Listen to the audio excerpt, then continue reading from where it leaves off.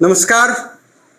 चलिए आज हम बात करेंगे एप्लीकेशन ऑफ हाइब्रिडाइजेशन। हाइब्रिडाइजेशन हमने पिछले लेक्चर में पढ़ लिया था, समझ में भी आया अच्छे से। उससे हम लोग बहुत सारे एप्लीकेशन, क्या एप्लीकेशन है उसका कि हम अपने एग्जाम में आए हुए क्वेश्चंस को कैसे सॉल्व करेंगे। एग्जाम में क्या क्वेश्चन आता है, तो बहुत सारे क्वेश्चंस आते हैं। जैसे कि पहला होता है आइडेंटिफिकेशन ऑफ आइसोस्ट्रक्चरल कंपाउंड, यानी 4 कंपाउंड दे रखा रहेगा, मॉलिक्यूल दे रखा रहेगा, पूछेगा कि इसमें से कौन से आइसोस्ट्रक्चरल हैं। तो हम क्या पढ़ने जा रहे हैं फिर यहाँ पे एप्लीकेशन ऑफ हाइब्रिडाइजेशन, यानी पहला एप्लीकेशन इसका कि आइडेंटिफिकेशन ऑफ आइसोस्ट्रक्चरल कंपाउंड। आइसोस्ट्रक्चरल कंपाउंड को कैसे हम आइडेंटिफाई करें, ये हाइब्रिडाइजेशन की मदद से हम कर सकते हैं। किसकी मदद से? हाइब्रिडाइजेशन की मदद से कर सकते हैं। तो पहला क्या बनेगा इसका, number 1 molecule with same hybridisation. बड़े ध्यान से सुनिएगा, पहला एप्लीकेशन इसका कि मॉलिक्यूल विथ सेम हाइब्रिडाइजेशन क्या हो, सेम हाइब्रिडाइजेशन। साथ में केवल यही नहीं, एंड हैव, सिर्फ ये ना हो मॉलिक्यूल विथ सेम हाइब्रिडाइजेशन और साथ ही साथ have same number of sigma bond या फिर लोन पेयर आर आइसोस्ट्रक्चरल। ठीक, तो आप इसको ऐसे भी लिख सकते हैं कि molecule with same hybridisation as well as with same number of sigma bond या फिर number of lone pair electrons are isostructural. जैसे एग्जांपल के तौर पर, इतनी बात समझ में आ रही है, वो मॉलिक्यूल जिनका हाइब्रिडाइजेशन सेम हो, उनके number of sigma bond same हो, तो वो क्या होगा, आइसोस्ट्रक्चरल होगा। हाइब्रिडाइजेशन सेम हो, लोन पेयर सेम हो, तो कहेंगे आइसोस्ट्रक्चरल होगा। जैसे एग्जांपल के तौर पर CH4 CCl4 और SiCl4। कौन सा? CH4 methane, carbon tetrachloride, silicon tetrachloride, ये सब सारी बातें, यानी CH4 CCl4 SiCl4। इसमें देखेंगे आप तो हाइब्रिडाइजेशन कितना मिलेगा, कहेंगे sp3। कितने सिग्मा बॉन्ड, तो सब में है 3 सिग्मा, 4 सिग्मा बॉन्ड, इसमें भी 4, इसमें भी 4, इसमें भी 4, यानी 4 sigma bond. sp3 hybridisation with 4 sigma bond. Structure कैसा हो जाता है इनका, कहेंगे टेट्राहाइड्रल। कैसा हो जाता है, टेट्राहाइड्रल। इस बात को यहां लिख लीजिए, बोलिए। छोटा सा टॉपिक है, ज्यादा बड़ा नहीं होता है, ठीक है। इसी तरह से देखिए NH3 PS3 H3O+। आप इसका हाइब्रिडाइजेशन कैलकुलेट करेंगे तो आएगा sp3। सिग्मा बॉन्ड आएगा कितना, 3 सिग्मा बॉन्ड सब में मिलेगा। साथ में एक एक लोन पेयर है सबके पास, क्या हो जाएगा, एक एक लोन पेयर। तो स्ट्रक्चर कैसा हो जाता है, अगर sp3 हो 3 सिग्मा बॉन्ड हो तो स्ट्रक्चर कैसा हो जाता है, यानी sp3 हो और 3 सिग्मा बॉन्ड हो, कोई लोन पेयर, तो बोलते हैं ट्राइगोनल प्लेनर हो जाता है। लेकिन यहां पर हो जाएगा तो कहेंगे पिरामिडल शेप का होता है, यानी स्ट्रक्चर कैसा हो जाता है, ये पिरामिडल शेप का। याद रहेगा, बिल्कुल पिरामिडल शेप का स्ट्रक्चर हो जाता है। तो इस बात को लिख लीजिए, यानी पिरामिडल कैसा हो जाता है, पिरामिडल, ट्राइगोनल पिरामिडल। ठीक इसी तरह से इसमें देखिए ClO4 PO4-3 SO4-2 SiO4-4 सब कैसे हैं, sp3 हाइब्रिडाइज्ड हैं और सब में कितना है, 4 सिग्मा बॉन्ड। तो इनका भी स्ट्रक्चर कैसा हो जाएगा, कहेंगे टेट्राहाइड्रल। कैसा हो जाएगा, टेट्राहाइड्रल। तो ये, और देखिए यहां से यहां ये भी क्या है, ये भी सब आइसोस्ट्रक्चरल ही है, यानी ये वाला इसका स्ट्रक्चर सेम है, बिल्कुल सेम। कहेंगे इसका और इसका सेम है, यानी टेट्राहाइड्रल है तो है। ठीक इसी तरह से देखिए ZnCl2 C2H2 HgCl2 BeCl2 और CO2 सबके हाइब्रिडेशन कितने हैं, कहेंगे sp2। और सिग्मा बॉन्ड कितने हैं, 2, यानी 2 सिग्मा बॉन्ड है। जब 2 सिग्मा बॉन्ड आपको मिलेगा तो इसका स्ट्रक्चर कैसा हो जाता है, कहेंगे लीनियर, यानी इन सभी का स्ट्रक्चर कैसा है, कहेंगे लीनियर। तो सवाल इस तरीके से पूछे जाते हैं। अब दूसरा इसी तरीके से मॉलिक्यूल्स विथ, देखिए अब क्या हो, दूसरी शर्त क्या है इसकी कि मॉलिक्यूल्स विथ sp3 हाइब्रिडाइजेशन हो, साथ ही साथ 2 लोन पेयर हो, या फिर क्या हो, और साथ में क्या, sp2 विथ 1 लोन पेयर। इनके स्ट्रक्चर क्या होंगे, आपस में बराबर होंगे, यानी मॉलिक्यूल का sp3 हाइब्रिडाइजेशन हो, 2 लोन पेयर हो, sp2 हाइब्रिडेशन हो, अगर 1 लोन पेयर हो, तो ये दोनों मॉलिक्यूल क्या होंगे, आपस में आइसोस्ट्रक्चरल होते हैं। जैसे कि V शेप, जैसा कि स्ट्रक्चर क्या बनता है, V शेप का स्ट्रक्चर बन जाता है। एग्जांपल अगर आप देखना चाहें तो sp3 with 2 lone pair H2O मिल जाएगा और sp2 with 1 lone pair ammonia मिल जाएगा। दोनों का शेप कैसा होता है, कहेंगे बेंट शेप। याद है आपको एग्जांपल, देखिए एग्जांपल। चलिए अभी एग्जांपल देखते हैं हम लोग इसके बाद, यानी ये कंडीशन है, ये टर्म है, टर्म एंड कंडीशन अप्लाई हो रही है। क्या कि अगर मॉलिक्यूल में sp3 हो, साथ ही साथ 2 लोन पेयर हो, sp2 हो, 1 लोन पेयर हो, तो वो मॉलिक्यूल कैसे हो जाते हैं, आइसोस्ट्रक्चरल, और इनका स्ट्रक्चर कैसा होता है, V शेप। दूसरी बात इसी में कह रहे हैं, अगर मॉलिक्यूल sp3d है, sp3d है, इनका हाइब्रिडेशन कैसा है, sp3d, और इसमें है 3 लोन पेयर और मॉलिक्यूल का हाइब्रिडेशन sp है, यानी sp वाला और sp3d विद 3 लोन पेयर, ये वाले मॉलिक्यूल कैसे हो जाते हैं आइसोस्ट्रक्चरल, और इनका स्ट्रक्चर होता है लीनियर, और इनका स्ट्रक्चर कैसा हो जाता है लीनियर। क्लियर है बात इतनी? इसको नोट करिए। अब आगे चलते हैं, जरा इसके एग्जांपल देख लेते हैं, इसको नोट कर। चलिए अब आगे चलते हैं, इसके एग्जांपल की बात करें तो जैसे H2O, ठीक है, देखिए sp3 with 2 lone pair, SO2 with, SO2 में देखा जाए कहेंगे sp2 विद 1 लोन पेयर। यही शर्त थी ना कि sp3 के पास 2 लोन पेयर हो और sp2 के साथ 1 लोन पेयर हो तो ये आइसोस्ट्रक्चरल हो जाएंगे। तो यहां पर देखिए H2O है जिसका हाइब्रिडाइजेशन sp3 2 लोन पेयर है, SO2 जिसका sp2 है 1 लोन पेयर, ये कैसे हो जाएंगे V शेप के हो जाएंगे। ठीक इसी तरह से एक एग्जांपल मिलेगा आपको XeF2 यानी sp3d with 3 lone pair, I3 minus ये भी sp3d विद 3 लोन पेयर होता है, और HgCl2 जो कि क्या हो जाएगा यानी sp। तो दोनों शर्त थी कि sp3d विद 2 लोन पेयर, और sorry sp3d with 3 lone pair and sp are isostructural, तीन का स्ट्रक्चर कैसा हो जाएगा लीनियर हो जाएगा। इतनी बातें याद रहेंगी आपको। अगर आप इसका कैलकुलेट करना चाहें तो इसका I3 माइनस का इसका तो निकाल लेंगे, बिल्कुल कैसे निकालते हैं, और इसका तो साफ दिख रहा है तो कोई दिक्कत ही नहीं। इसमें अगर आप कैलकुलेट करना चाहें I3 माइनस का तो कैलकुलेट कर लीजिए, क्या हो जाएगा कहेंगे, यानी इसका लिए Q चाहिए, किसके लिए I3 माइनस के लिए हमें Q चाहिए, क्या हो जाएगा 1/2, ठीक 1/2 ब्रैकेट में लिखेंगे। एक हाइड्रोजन, एक तो सेंट्रल एटम मान लीजिए एक आयोडीन को, तो उसका लिख लेंगे यहाँ 7 प्लस, उसके बाद कितने मोनोवैलेंट एटम हो जाएंगे कहेंगे 2, फिर माइनस चार्ज साइन कहेंगे 1, यानी 7 2 9 1 10, 10/2 का मतलब 5, 5 का मतलब sp3d। सिग्मा बॉन्ड अगर पूछा जाए तो कहेंगे सिग्मा कितना आ जाएगा, तो कहेंगे 2 सिग्मा आ जाएगा। क्यों, अब अगर लोन पेयर पूछा जाए तो कहेंगे लोन पेयर निकालने के लिए जो तरीका है Q माइनस सिग्मा, यानी Q माइनस सिग्मा करना हो तो आप तुरंत कर लेंगे कितना 5 - 2 बराबर 3 लोन पेयर। ठीक, तो ये भी शर्त पूरा कर रहा है कि यानी कि इसके पास भी 3 लोन पेयर है और इसके पास भी 3 लोन पेयर है। इस तरह से CO2 दिया रहेगा तो उसमें क्या हो जाएगा sp हाइब्रिडेशन, उसका लीनियर, यानी ये क्या हो जाते हैं आइसोस्ट्रक्चरल हो जाते हैं। याद रहेगी बात, यानी ये सब क्या आइसोस्ट्रक्चरल की बात हो गई। अब आगे चलते हैं कुछ नोट में देखिए एक चीज पूछा था परसेंटेज ऑफ एस कैरेक्टर। तो परसेंटेज ऑफ एस कैरेक्टर में आपको पता होगा, देखिए percentage of S character, percentage of P character, और यहाँ हाइब्रिडाइजेशन दिया हुआ है। तो एसपी हाइब्रिडेशन में क्या हो जाएगा 50% एस कैरेक्टर 50% पी कैरेक्टर। ठीक इसी तरह से sp2 हाइब्रिडेशन में क्या होगा कहेंगे 33% ये वाला एस कैरेक्टर और 66%, 33.33 और 66.66 इस तरह से लिखा जाता है, ठीक है ना। और हमने हाइब्रिडेशन पढ़ाते समय यहाँ पे लिख दिया है 77, उसको सही कर लीजिएगा। क्या लिख दिया हमने 77, जहां sp2 हाइब्रिडेशन पढ़ा रहे हैं वहां परसेंटेज ऑफ एस कैरेक्टर की जगह यहाँ लिखा है 77, तो आप इसको जाके सही कर लीजिए अपने नोट में। यहाँ हो जाएगा 66, क्या हो जाएगा 66, ठीक। यानी sp2 33% और यहाँ पे sp2 में s वाला 33% और p वाला 66%।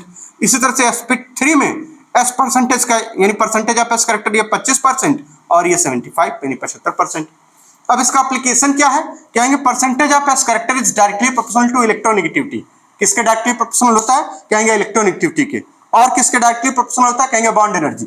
यानी किसी मॉलिक्यूल में अगर आप हाइब्रिडाइजेशन देख लिए और आप परसेंटेज ऑफ एस कैरेक्टर जानते हैं तो आप बता लेंगे कौन से मॉलिक्यूल की बॉन्ड एनर्जी ज्यादा है, कौन से की कम है, किसकी इलेक्ट्रोनेगेटिविटी ज्यादा है, किसकी कम है।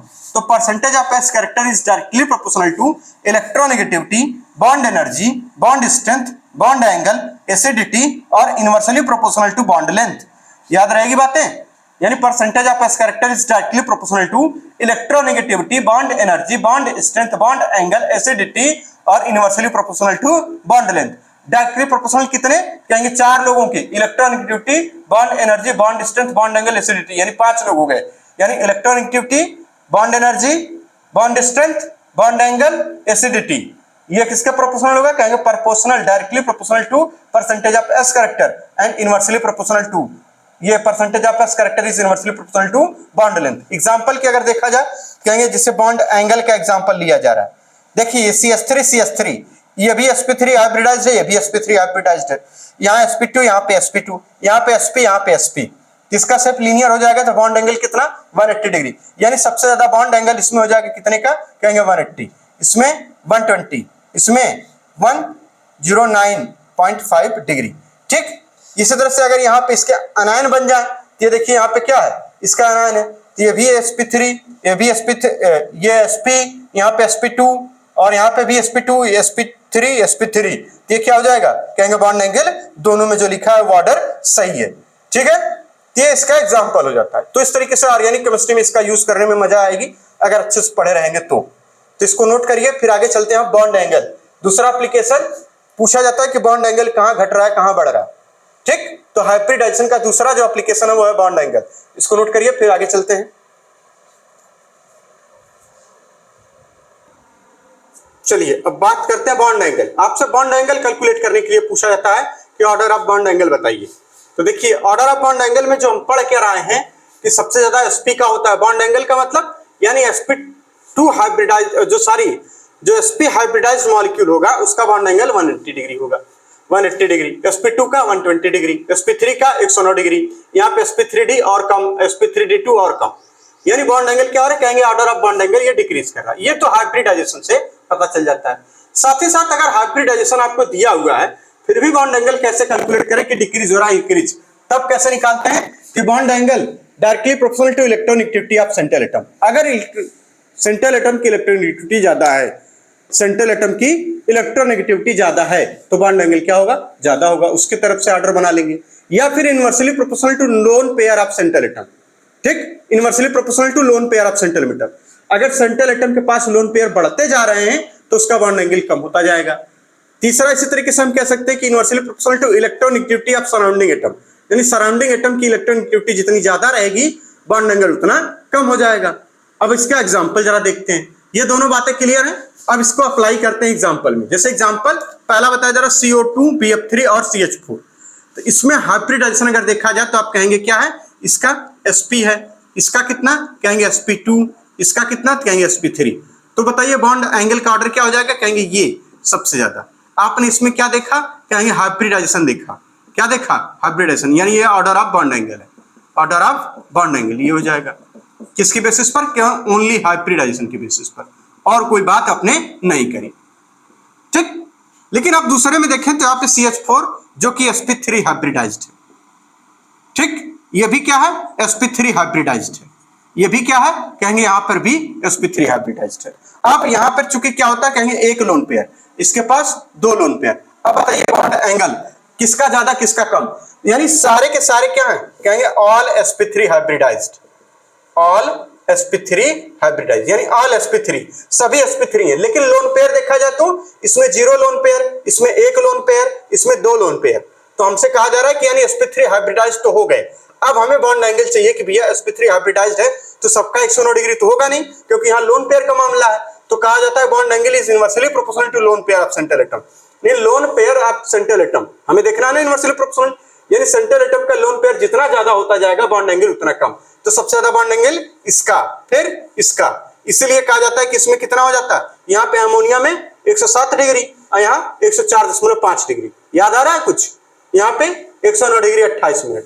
तो इसके लिए लिख दीजिए यहाँ पे 109 डिग्री होता है, 109 डिग्री, और यहाँ पे 107 डिग्री, और यहाँ पे होता है 104.5 डिग्री। इस तरीके का बॉन्ड ऑर्डर आपने कैसे पहचान लिया, आसानी से कैसे पहचान लिया, कहेंगे ऐसे पहचाना कि यानी इसका हमने बॉन्ड एंगल, जब हमने हाइब्रिडेशन निकाला तो पता चला सबका सेम हो गया। तो हम अब लोन पेयर देख लें सेंट्रल एटम का। अगर सेंट्रल एटम के पास लोन पेयर बढ़ते जाएंगे, इसके पास कोई लोन पेयर नहीं, इसके पास 1 लोन पेयर, इसके पास 2 लोन पेयर, जितना ज्यादा लोन पेयर होगा उतना कम बॉन्ड एंगल होता चला जाएगा, यानी बॉन्ड एंगल क्या हो रहा है, डिक्रीज कर रहा। ठीक, तो आपने यहाँ क्या देखा, ऑल sp3, लेकिन आपने देखा क्या, साथ में लोन पेयर को कंसीडर किया। ठीक, किसको कंसीडर किया, लोन पेयर को। ठीक, ठीक इसी तरह से यहाँ पे आ जाइए H2O में। देखिए यहाँ पे 2 लोन पेयर इसमें आ जाएंगे, इसमें भी 2 लोन पेयर आ जाएंगे, इसमें भी 2 लोन पेयर आ जाएंगे। अलग अलग लिख दें क्या, चलिए ये वाला थोड़ा सा नीचे कर दें ताकि साफ दिखे। ठीक,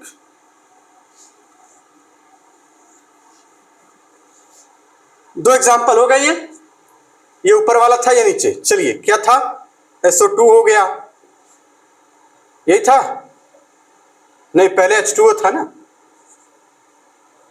एग्जाम्पल, पहले क्या था, H2O, ये हो गया दूसरा एग्जाम्पल था, ये CH4 वाला दूसरा एग्जाम्पल था। ठीक, अब हम बात करें तीसरे एग्जाम्पल की, तो हमसे कहा जा रहा है H2O ले लीजिए, SO2 ले लीजिए, ठीक। इसी तरह से और क्या लीजिए, H2SE, और क्या लीजिए यहाँ पे H2O। अच्छा, हाइड्रोजन वाला पूरा कंपाउंड है ये, टेलिरियम, इस तरीके से। और एक ले लीजिए कोई, बस इतना ही है, ठीक। तो देखिए यहाँ पे क्या कहेंगे, इसके पास भी 2 लोन पेयर होगा, इसके पास भी 2 लोन पेयर होगा, और इसके पास भी 2 लोन पेयर होगा, ठीक। यानी सभी क्या हैं, सभी sp3 हाइब्रिडाइज्ड हैं और सभी में लोन पेयर सेम है। अब क्या करें हम, यानी सभी क्या हैं, सभी sp3 हाइब्रिडाइज्ड हैं और सभी में लोन पेयर सेम है। भाई इसके पास भी 2 लोन पेयर, इसके पास भी 2 लोन पेयर, इसके पास भी 2 लोन पेयर, तो यानी क्या, all sp3 hybridized and have 2 lone pair. अब बताइए तब कैसे देखेंगे, तो हमें क्या देखना है, यानी ये वाला तो फेल हो गया हमारा, ये वाला भी फेल हो गया, तो अब हम क्या करें, ये वाला ऑर्डर अप्लाई नहीं हो रहा है क्योंकि सभी sp3 हाइब्रिडाइज्ड हैं, और ये वाला ऑर्डर अप्लाई नहीं हो रहा है क्योंकि सभी पे लोन पेयर सेम है। तो क्या बचा हमारे पास, electronegativity of central atom. Electronegativity अगर डिक्रीज कर देगी तो बॉन्ड एंगल डिक्रीज करेगा, अगर इलेक्ट्रोनेगेटिविटी इंक्रीज करे तो बॉन्ड एंगल इंक्रीज करेगा। तो बॉन्ड एंगल अब कैसा हो जाएगा, यानी इस तरीके से। देखिए क्या हमने देखा, यानी ऊपर से नीचे जाने पर किसी भी, देखिए हाइड्रोजन का कंपाउंड ये हाइड्राइड है, ये क्या है, हाइड्राइड है।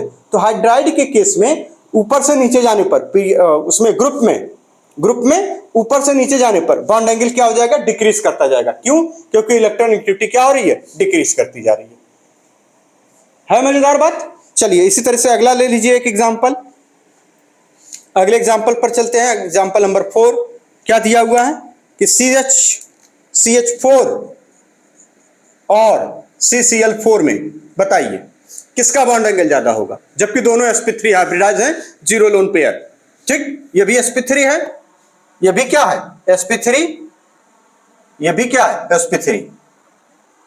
चूंकि सेंट्रल एटम दोनों में कार्बन है तो इलेक्ट्रोनेगेटिविटी यहां काम आई नहीं, या कोई काम नहीं आई इलेक्ट्रोनेगेटिविटी। तो अब कौन सी इलेक्ट्रोनेगेटिविटी बची है, सराउंडिंग एटम की। तो सराउंडिंग एटम की इलेक्ट्रोनेगेटिविटी जितनी ज्यादा होगी बॉन्ड एंगल क्या हो जाएगा, उतना कम हो जाएगा। तो यानी इसमें बॉन्ड एंगल CH4 का ज्यादा होता है और इसका क्या हो जाएगा, कम हो जाएगा, ठीक। याद रहेगी बात, CH4 का बॉन्ड एंगल ज्यादा हो जाएगा और यहाँ पे कम हो जाएगा। इसमें आपने क्या देखा, जबकि सभी कैसे हैं, यानी ऑल sp3, ठीक, 0 लोन पेयर। तो आपने क्या देखा, कहेंगे इलेक्ट्रोनेगेटिविटी ऑफ सराउंडिंग एटम देखा। क्या देखा, इलेक्ट्रोनेगेटिविटी ऑफ सराउंडिंग एटम।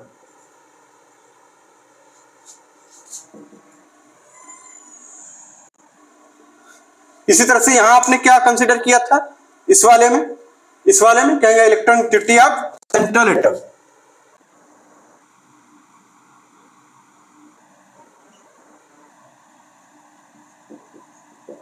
ठीक, चलिए और एग्जांपल कर लेते हैं 2-4, ठीक है, इसको नोट करिए।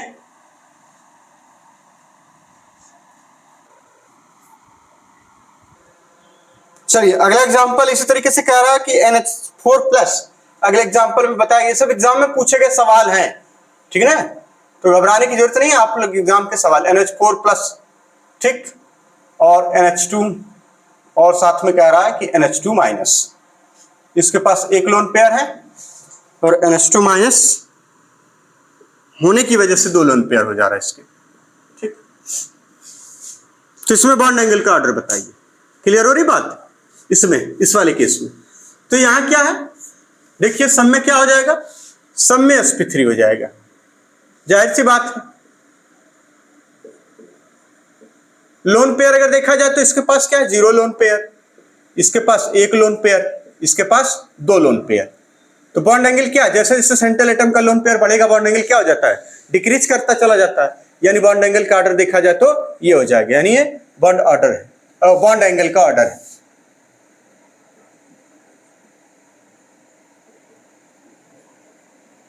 ठीक, आपने क्या इसमें देखा, कहेंगे यहां पे लोन पेयर देखा, क्योंकि ऑल sp3 हाइब्रिडाइज थे तो हमें क्या देखना पड़ा, लोन पेयर देखना पड़ा। लोन पेयर से हम पता लगा लेंगे। ठीक, इसी तरह से कहा जा रहा है कि एक एग्जांपल और कहा जा रहा है कि हाइड्राइड ऑफ 5th ग्रुप, जैसे NH3, PS3, फिर क्या है AS3, ठीक।